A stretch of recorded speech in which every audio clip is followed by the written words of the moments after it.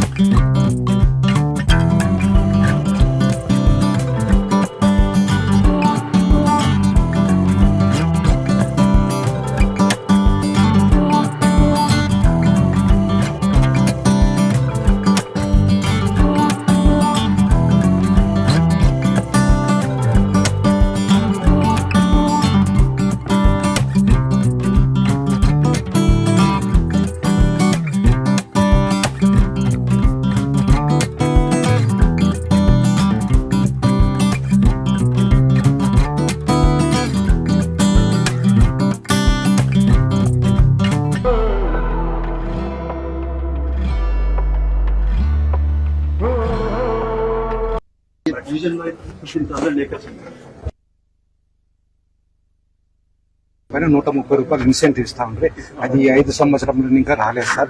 Next వచ్చేసి ఈ ప్రభుత్వం వచ్చిన తర్వాత మా యూనిట్లు ఏదైతే ఈ పట్టుపుళ్ళు తీసే దారంలో ఏ యూనిట్లు అయితే పనిచేస్తాయో ఆ యూనిట్లు మన ప్రభుత్వం ఉన్నప్పుడు కేటగిరీ 4 కింద నడుస్తా ఉన్నాయి సార్. ఇప్పుడు దాన్ని కేటగిరీ 3 కింద చేసేసినారు. అంటే 2,500 వచ్చే కరెంట్ బిల్లు ఇప్పుడు మాకు కనీసం అంటే 20,000 వస్తా ఉంది సార్. అట్లా అయిపోయింది. కేటగిరీ 3కి మార్చేస్తున్నారు. ఇన్సెంటివ్ కేటగిరీ 3కి మార్చేస్తున్నారు. నెక్స్ట్ నాకు ఖరీదు చేసే యూనిట్ల పైన సార్ ఈ జిఎస్టీ ప్రభావం ఉంది సార్. 18% జిఎస్టీ వేస్తుంది. మీరు ఏం పని చేస్తారు?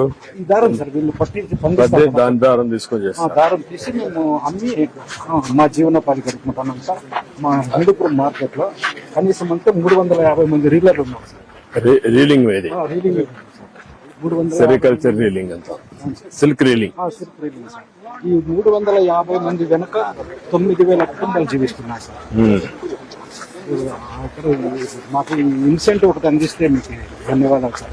చూద్దాం అన్ని ఎట్లా చేయాలని అన్ని ఎండ్ టు ఎండ్ ఆలోచించి అంతా మొత్తం ప్రభుత్వం అంతా కంపు చేసేస్తారు. ఓకేమా.